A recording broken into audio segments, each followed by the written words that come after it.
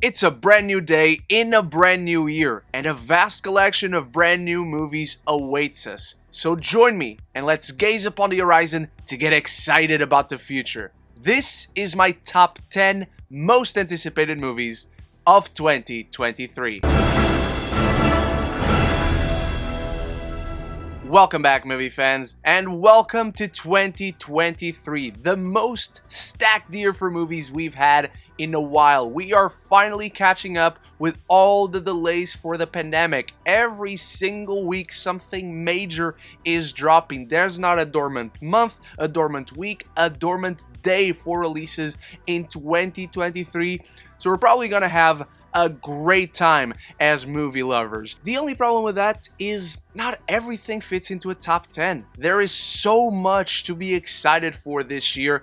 I will miss some movies, you will miss some movies, we will all have movies we don't even realize are coming out this year, and that's why this is not the right list. It's just my list, so I'd love to see yours shared in the comments below. It's a stacked year, so naturally I do have some honorable mentions. Without any further ado, let's get started. Rebel Moon is Zack Snyder's second original franchise launcher dropping on Netflix, and I'm loving seeing the Star Wars influences, whether it is from the words of Zack Snyder himself or from the pieces of concept art we've been getting so far.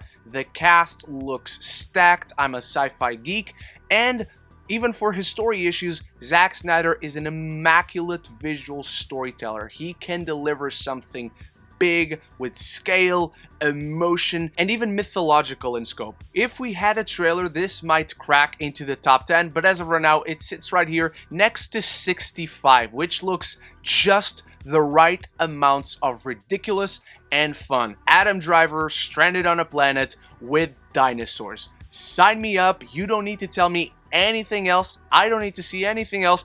I just want to see Adam Driver fighting dinosaurs. I am here for the Adam Driver action sci-fi led era. And I'm also here for the Michael B. Jordan director era. Creed 3 looks like the most intimate story of the trilogy yet. Jonathan Majors is gonna kill this year as a villain. He looks absolutely stacked in this, and it just feels like the natural progression in Michael B. Jordan's career to direct something that he feels so comfortable with, a material that he knows so well, that has such emotional connection and resonance with who he is as an actor and as a storyteller, and I cannot wait to see him take this next step in his career. I also cannot wait to see more Transformers. And sure, the Transformers franchise has disappointed us many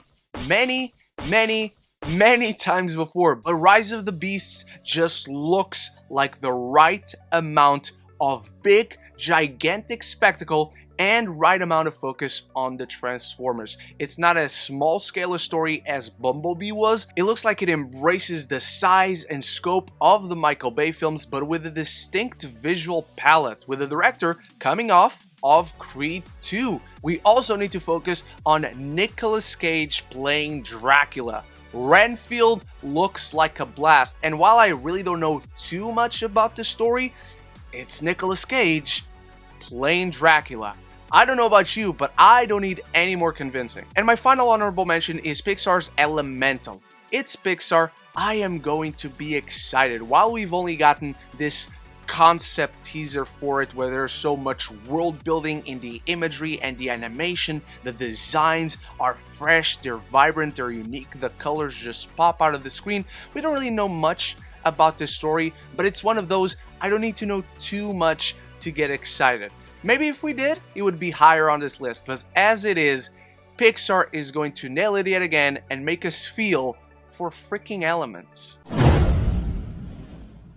Wish kicks off the list properly.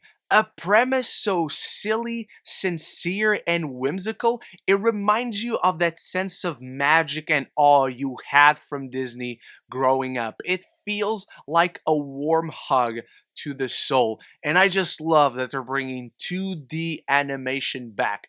Not entirely, it's going to be a blend of all that, which is another good thing to come out of SpiderVerse. They just did it with Puss in Boots.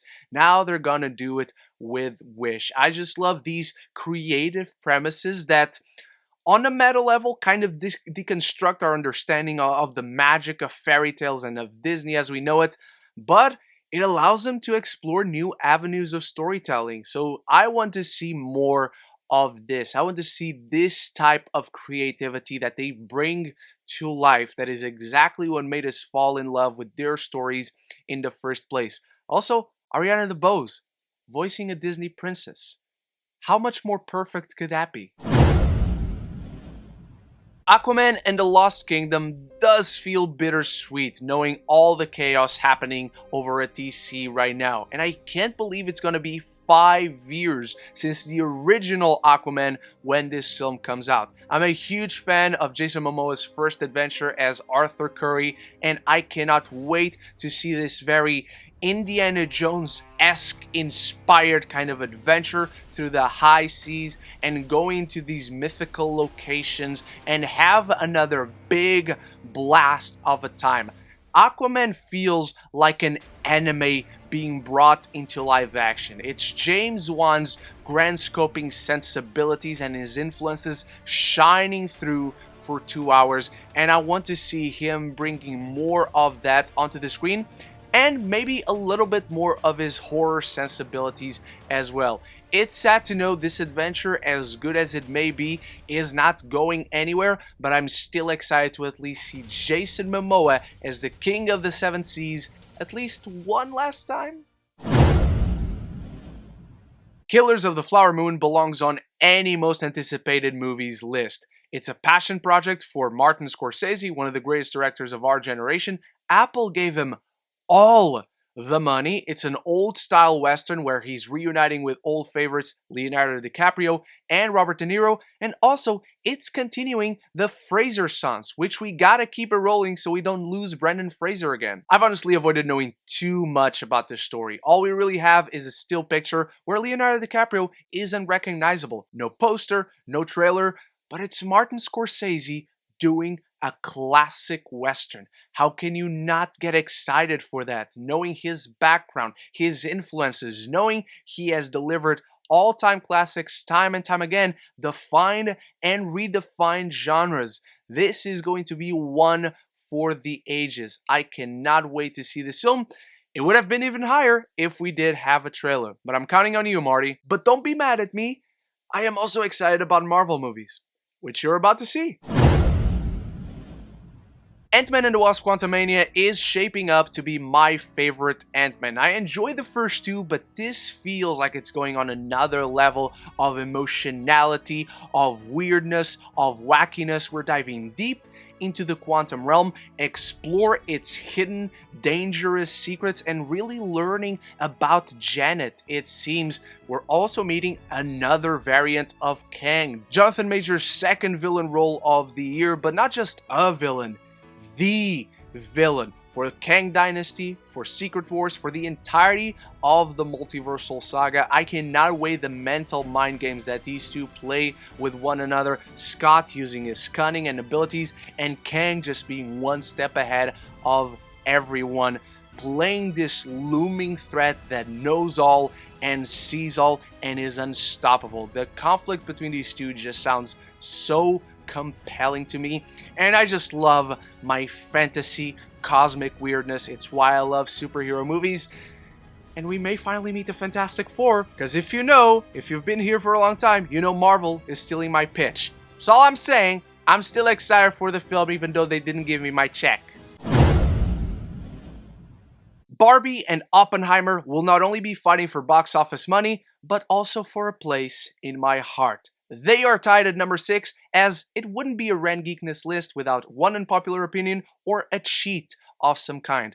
I genuinely cannot decide between these two films. On one hand, you have my favorite director of all time doing an adaptation of American Prometheus, exploring the culture of America, the significance of this time, these people, and this creation, how it really changed the world. A film that sounds so Christopher Nolan, and at the same time, something entirely new for him. And on the other, you have what looks to be the romp of the summer, a subverting deconstruction of the idealized doll that represented the idealized woman, but it looks like we're going to dive deep into that world in a way only Greta Gerwig and Noah Baumbach writers could bring to life.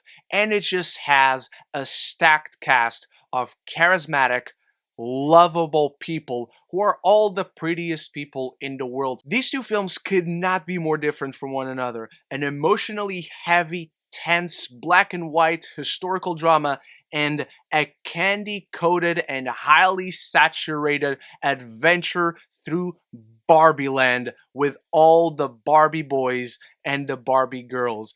But it's exactly why I love the movies, because we have these choices and these distinct voices giving us stories for all kinds of tastes and preferences. Spider-Man Across the Spider-Verse brings us into the top 5. This film just looks insane.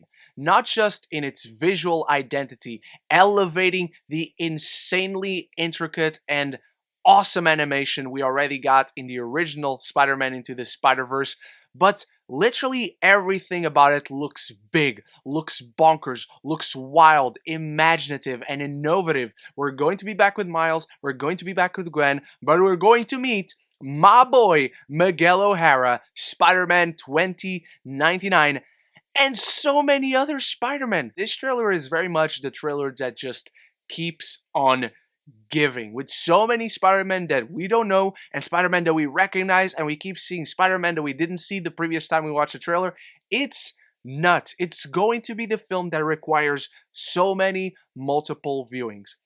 But even apart from all the cameos, all the little things that we expect to see, I am expecting to see animated Andrew, Toby, and Tom in this film. But more importantly, the original Spider-Verse movie is sensational, breaking ground, becoming the first superhero movie to win Best Animated Picture at the Oscars. Knowing where we're coming off with Miles on his much bigger adventure where he's growing up, it continues to be a coming-of-age story at its core, learning all the important lessons, carrying all the important themes of any Spider-Man journey. Spider-Man goodness is coming in 2023. We've been waiting so long, but the time is here, my friends. Indiana Jones and the Dial of Destiny gets on this list for the sheer fact this beloved franchise will not die with Kingdom of the Crystal Skull.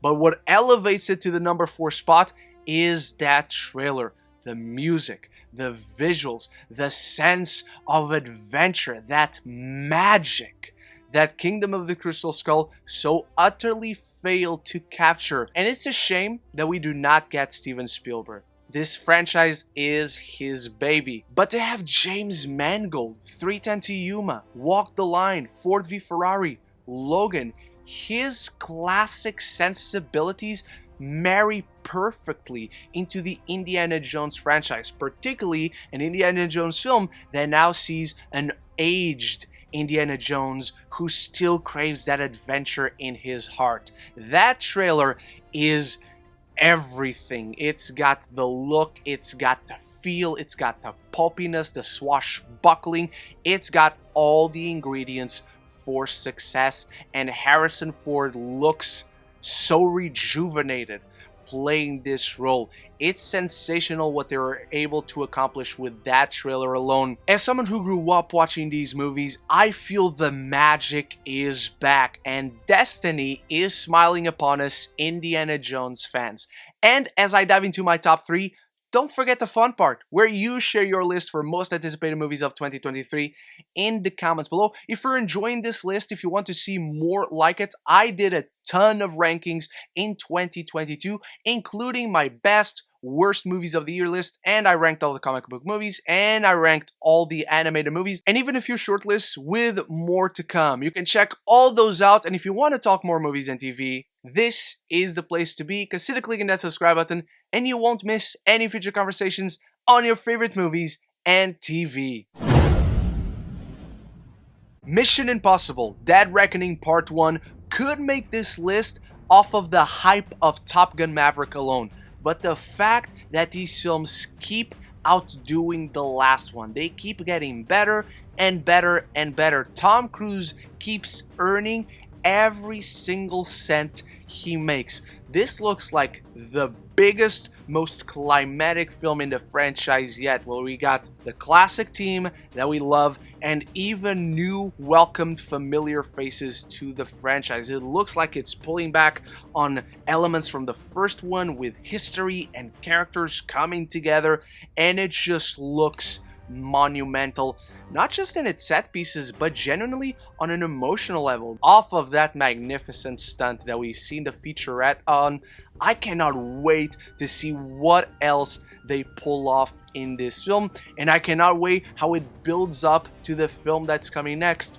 which hopefully will be at the end of this year on my most anticipated films for 2024. It's important to not forget, Mission Impossible is the big, crowd-pleasing, money-making action franchise that continues to challenge and push the limits of what action on screen can be, how we can accomplish it, and it's all due to Tom Cruise. John Wick Chapter 4. I can gush about this franchise all day. Obviously, I love Keanu Reeves. We all love Keanu Reeves, and we love what he brings to the movies. I love movies. Gosh, I love movies. I love watching them, and I love making them. It's so incredible to see how far and how big this franchise has become from its humble beginnings, and they also keep outdoing themselves from one movie to the next, and this looks like the craziest yet, with the most stacked cast and exploring all the dynamics and hierarchy of the High Table and the Assassin Society, and I just love this world. I love being on these adventures with John Wick. These films keep challenging themselves, going bigger, bolder, wilder, but they never lose what grounded it in the first place. It was the character of John Wick. It was this world he was a part of, where he was the most dangerous man alive. And it magnificently blends classical Hollywood stunt work and sensibilities with Asian cinema choreography. The result is breathtaking. You're breathtaking! It revitalized the dying action blockbuster in Hollywood and made us fall in love with cinema's quintessential puppy-avenging assassin. Dune Part 2 should have been shot back-to-back with the original, but coming off of the gargantuan achievement by Denis Villeneuve with unimaginable scope and scale, unlike anything we've ever seen before, it has become a quintessential sci-fi film for our generation, and it's the kind of film that makes me love movies. It makes me crave that big screen, unmissable experience. The first one was my favorite film of 2021. I fell in love with the worlds, with the galaxy, with the mythology, with the characters, with the conflict. I love the narrative that they set up while telling a story in and of itself that now gets even bigger and recontextualized with the part 2, adding Christopher Walken, Austin Butler, Florence Pugh to an already stacked of elite talent. This will be an elite sci-fi experience to watch on the biggest screen possible and get another delicious and eargasmic Hans Zimmer score. Denis Villeneuve continues to be one of the most unique voices and one of the most incredible storytellers working today. He has never failed to compel me with his more intimate works like Sicario and Prisoners, or a legacy sequel that redefined a pillar of sci-fi filmmaking with Blade Runner 2049. Dune Part 2 promises to be immense in scale thanks to Denis Villeneuve's singular vision as a storyteller, in feel thanks to rich characterizations, layered themes, and deeper meanings hidden under the surface that promise to satisfyingly pay off all the compelling groundwork laid by the first. And I, for one, cannot wait to go on this exhilarating sandworm ride again. And so Dune Part 2 comes in at number 1. That ends the first video of 2023, my most anticipated movies of the year. Thank you so much for watching. Please share your list. I cannot wait to see what you're excited for. And big shout out to my channel members for always supporting the channel. I'll be back very soon, and so until the next one, Happy New Year, love each other, and love the movies.